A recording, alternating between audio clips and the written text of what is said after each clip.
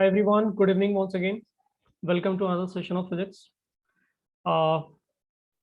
Few days ago we had covered effect of temperature, effect of temperature increase or temperature decrease on resistance of conductor, right? And the common understanding was that yes, when you increase temperature, resistance of wire increases. But to make things a bit simpler, we assumed that for many cases, thermal I wouldn't say thermal coefficient. The temperature coefficient will be constant, and we can use a simple formula to figure out resistance of any object at any given temperature, right? But if temperature coefficient is variable, then you'll have to integrate. That is fine. Anyways, we'll learn integration in 2-3 months, right? And we'll be expert in that very soon. It's very crucial part of mathematics, right? So let's start with one problem based on what we covered in previous class. Okay, एक छोटा सा problem पे पहले देखते हैं. Calculate करके कैसे result we can find for different temperatures. Okay, so we have a very simple question. So question is,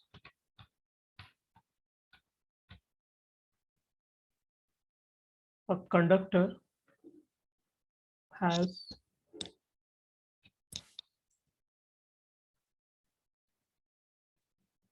resistance 100 ohm at 27 degrees Celsius. Okay. Find its resistance at, let's say, 127 degree Celsius. Okay, given alpha is 10 to the power -4 degree Celsius. ठीक है, फटाफट बताओ इसका answer क्या आएगा.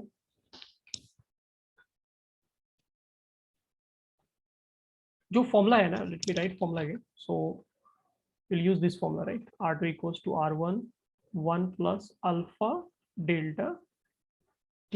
ठीक है, तो इस फॉर्मूले में क्या बेसिकली टेम्परेचर डिफरेंस यूज कर रहे हैं. सो आप डिग्री सेल्सियस में टेम्परेचर डिफरेंस लिखो या फिर आप केल्विन में लिखो, temperature difference will be same. ठीक है, सो वो बेनिफिट हम लोग उठा सकते हैं.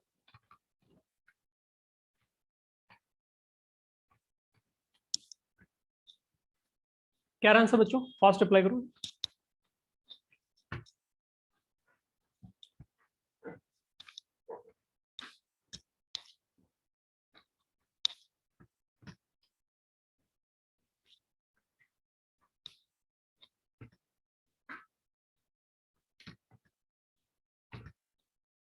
Anyone on chat?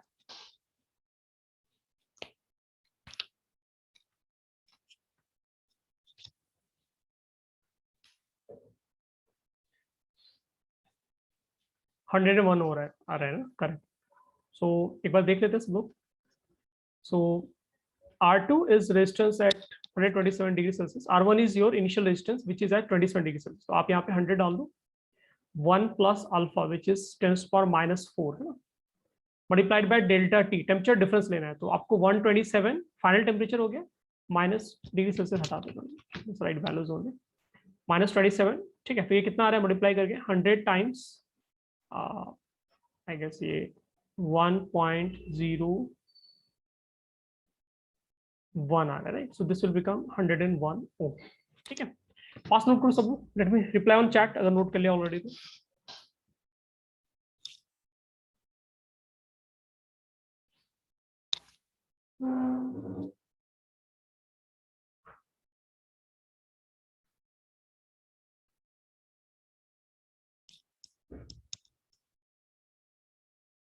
Done. Okay, awesome.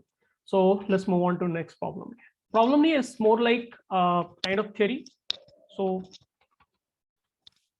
उसको as a important result we'll try to memorize है ना, उसको हम लोग यूज करेंगे काफी जगह पर, क्योंकि वैसे क्वेश्चंस के लिए you just have to use formula. But still let's see आता कैसे है ना. So the question is, we have two resistances. Okay, so we have two resistances. ठीक है, R1 एक बोल देते हैं and R2. तो दो different separate resistance आपके पास, and they have different temperature coefficients. Temperature coefficients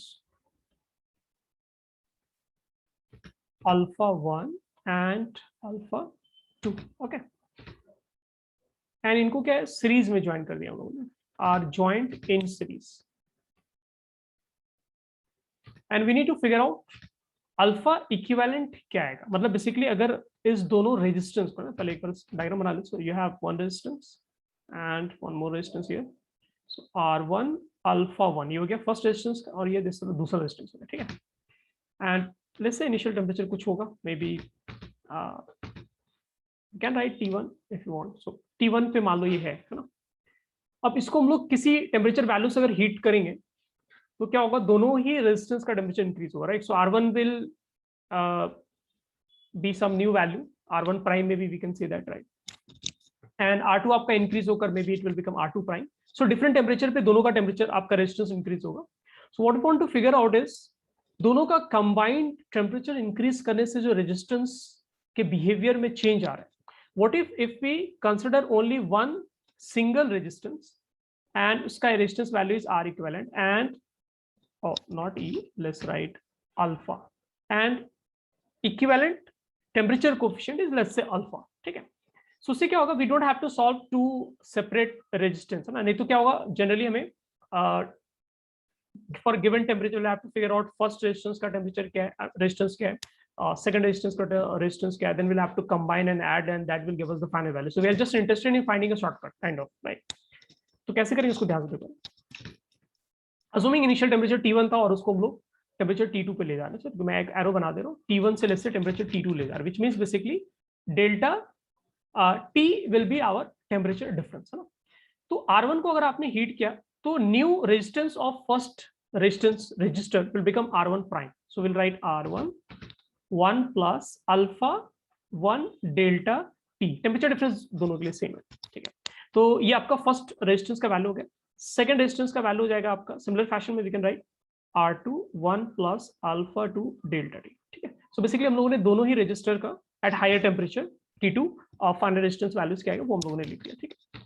now combined resistance का वैल्यू कितना हो जाएगा, R इक्विवेलेंट हम लोग फाइंड करना है। आप दोनों एक्सप्रेशन को ऐड कर दो, right. So at higher temperature दोनों ही रेजिस्टर का कंबाइंड रेजिस्टेंस वैल्यू क्या होगा, आप दोनों बेसिकली वैल्यूज ऐड कर दो। So if I add it, so this will become 1 plus alpha 1 delta T, ठीक है, plus R2 times 1 plus alpha 2 delta T। अब ध्यान से नोटिस करना इसमें कॉमन तो ऐसे कुछ नहीं आएगा, बट आप R1 प्लस R2 सेपरेट लिख सकते हो and delta T if you take common तो आप लिख पाओगे इसको R1 alpha 1 plus R2 alpha 2। ध्यान से देखना एक्सप्रेशन है ना। So I am writing R equivalent, ठीक है। और maybe let me write R equivalent rather than R equivalent, let me write it as R equivalent prime लिख देते हैं, ठीक है। R equivalent prime में यूज कर लो। So R equivalent prime becomes sum of resistance values, है ना। इसको आप ऐसे भी सोच सकते हो कि इनिशियली टेम्परेचर T1 पे जो सीरीज में दो रेजिस्टेंस अगर आपको कभी मिलेगा तो उसका equivalent resistance we will simply add it, right. So in place of R1 plus R2 हम लोग ऐसे लिख सकते हैं कि जो initial, this is initial value, ठीक है। Initial total resistance is R equivalent, है ना। अगर आप हीट करके टेम्परेचर T2 पर ले गए तो this will become R equivalent prime, जो मैंने लिखा है, ठीक है। सो ये R1 plus R2 we can think of it as R equivalent, क्योंकि सीरीज में किसी भी टेम्परेचर पे इनिशियली जब आप रखोगे दो रेजिस्टर को तो उनका combined resistance value will become R1 plus R2, right. ये हमें फॉर्मूला पता है।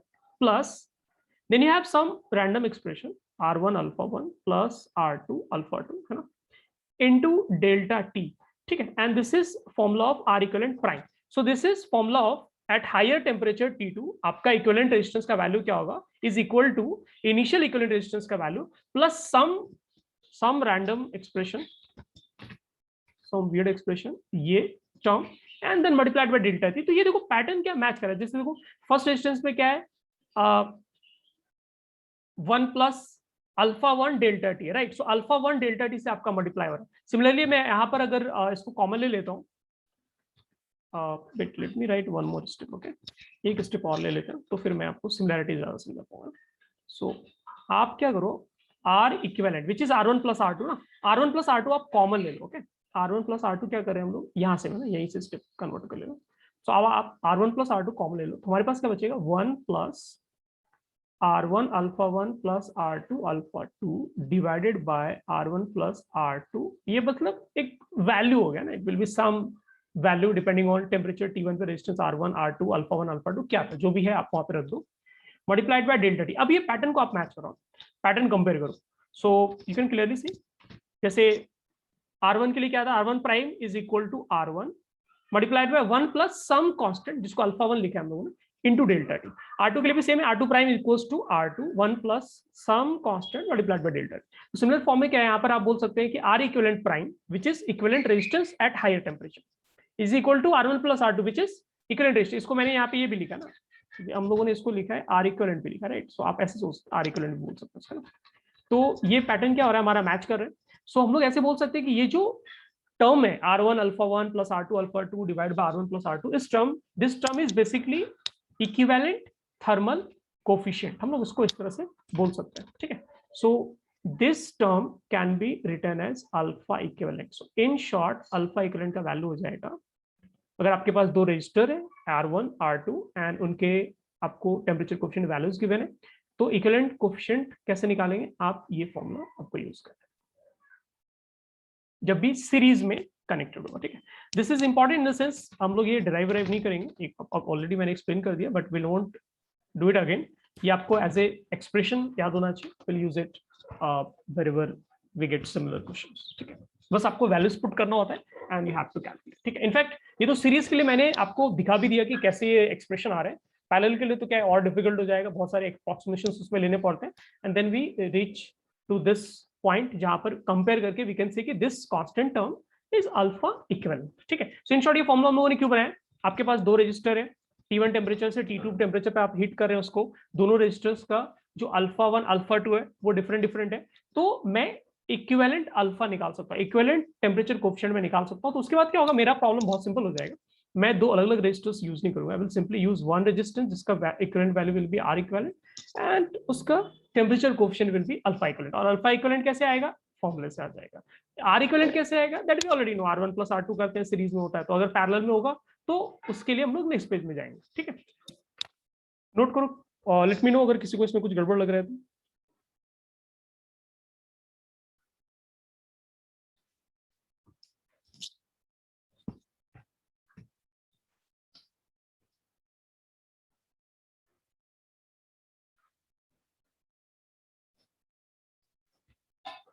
इसमें you can have other cases as well, like for example question में अगर गिवन है कि R1 R2 इक्वल है, तो फिर न्यूमैरेटर डिनोमिनेटर में चीजें कैंसिल हो जाएगी। क्वेश्चन अगर गिवन है कि अल्फा 1 अल्फा 2 सेम है, तो उसके अकॉर्डिंग आप अल्फा 1 अल्फा 2 को इक्वल करके रिजल्ट निकाल सकते हैं। सो इट डिपेंड्स, बट ये कि हम लोगों ने निकाला एकदम जनरल केस निकाला, ठीक है। So we can have different resistance with different temperature coefficient and you can use.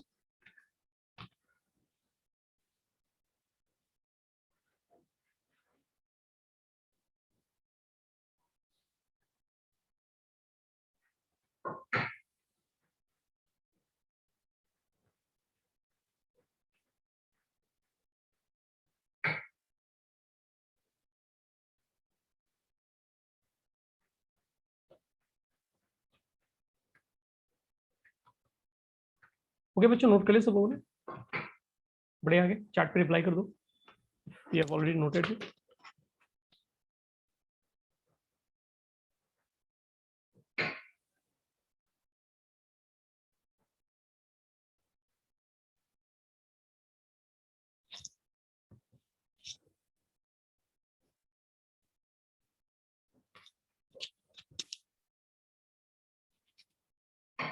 Done, okay. So निकराज का डन हो गया, तो लेट्स अज्यूम सबका हो चुका है। Let's consider next case. तो नेक्स्ट केस में क्या होगा हमारे पास, at then series connection will have parallel connection of two resistors, okay। so मैं डायरेक्ट डायग्राम बना देता हूँ। so we have one resistor R1 और इसका जो temperature coefficient होगा, let's say alpha 1 and another resistor R2, ठीक है, इस तरह से R2 with some other temperature coefficient, let's say alpha 2, and the question is we need to figure out इस combined system के लिए what will be equivalent temperature coefficient, ठीक है। इसका 3-4 पेज का डेरिवेशन है, that is like beyond my capability and patience, ठीक है। So will simply use the result here. and the result is obviously bit daunting, but that is fine. I mean, आप pattern wise देखेंगे तो it's manageable. So alpha equivalent in this case we'll have to write it as alpha 1 R2, pattern ध्यान से देखना, alpha 1 R2 plus alpha 2 R1 divided by R1 R2 and denominator में हो जाएगा R2 plus R1 R1 R2। ठीक है, मैंने पूरा पैटर्न लिख दिया। ठीक है, कंप्लीट पैटर्न लिख दिया। अभी आपके ऊपर है कि अल्फा 1 के आपको वैल्यूज कैसे हैं गिवन है, या फिर अल्फा 2 के आपके वैल्यूज कैसे गिवन है, उसके अकॉर्डिंग आप थोड़ा सिंप्लीफाई कर सकते हैं, या फिर थोड़ा सा और सुंदर बनाने के लिए हम लोग इसको ऐसे यूज कर सकते हैं, इस पैटर्न यूज कर सकते हैं। ये पैटर्न मुझे ज्यादा याद रहता है, alpha 1 over R1 plus alpha 2 over R2 divided by 1 over R1 plus 1 over R2। ठीक है, तो पहले कॉम्बिनेशन में क्या हमें 1 over R1 plus 1 over R2 जैसे टर्म से डील करने की हैबिट होती है ना, ये तो काफी नॉर्मल केस हो जाता है। So let's try to memorize the second one. ठीक है, सो मैं इसको हाईलाइट कर दे रहा हूँ, आप इसको यूज कर लेना।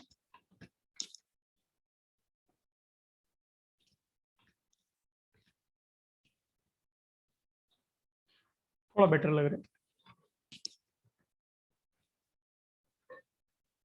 या फिर आप लेफ्ट वाला भी यूज कर सकते हैं, R1 R2 कैंसिल करके भी आप यूज कर सकते हैं।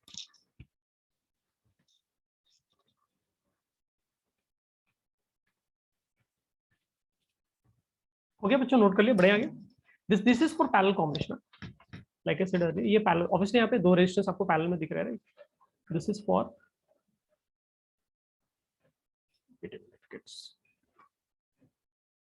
this for parallel combination। ठीक है, हो गया किड्स, नोट कर लिया सब लोगों ने, बढ़िया आगे हम लोग।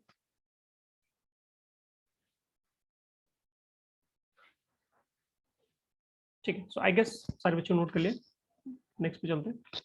सो लेट्स सॉल्व अ प्रॉब्लम। अभी तक तो जो हम लोगों ने केस देखा that was where temperature coefficient was constant. So एक प्रॉब्लम करते हैं जिसपे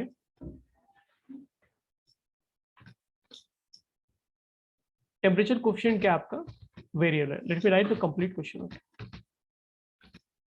question says a conductor has resistance R naught at temperature T naught। ठीक है, तो इनिशियल कुछ टेम्परेचर होगा टी नॉट पे आपका रेजिस्टेंस जो है that is R naught, and the next line is if temperature coefficient of resistance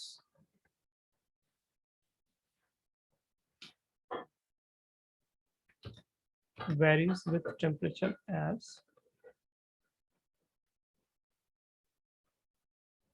कोई एक्सप्रेशन दिया है which is alpha equals to alpha naught over T not. तो अल्फा नॉट और टी नॉट क्या आपका कांस्टेंट वैल्यूज हो गए, ठीक है, एंड टी क्या आपका वेरिएबल है। So this is the expression they have given, and we need to find resistance of conductor, find resistance of conductor at temperature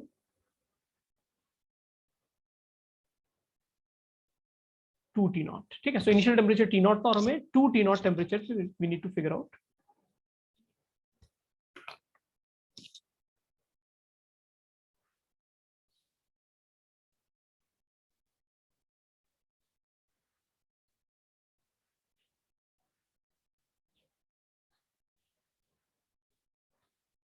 fine करो, इंडिकेट करो, सब लोग फटाफट ट्राई करो।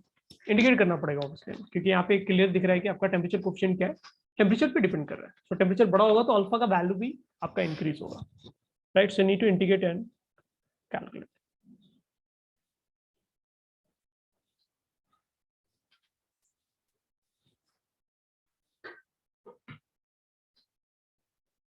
चैट पे रिवर्ट करो कितना आराम से,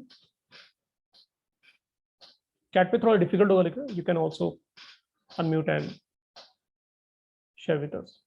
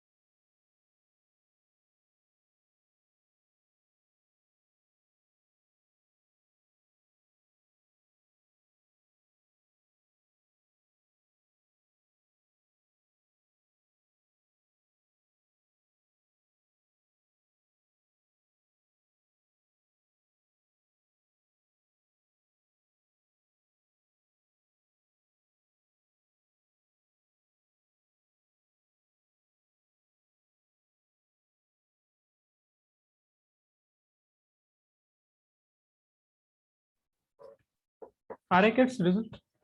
कितना आ रहा है वैल्यू?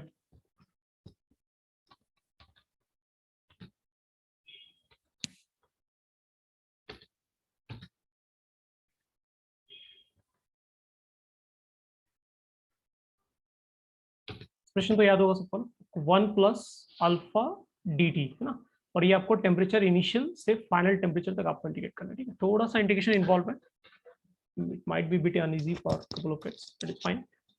एनीवेज 2-3 मंथ्स में आप इंडिकेशन काफी सारा प्रैक्टिस करेंगे।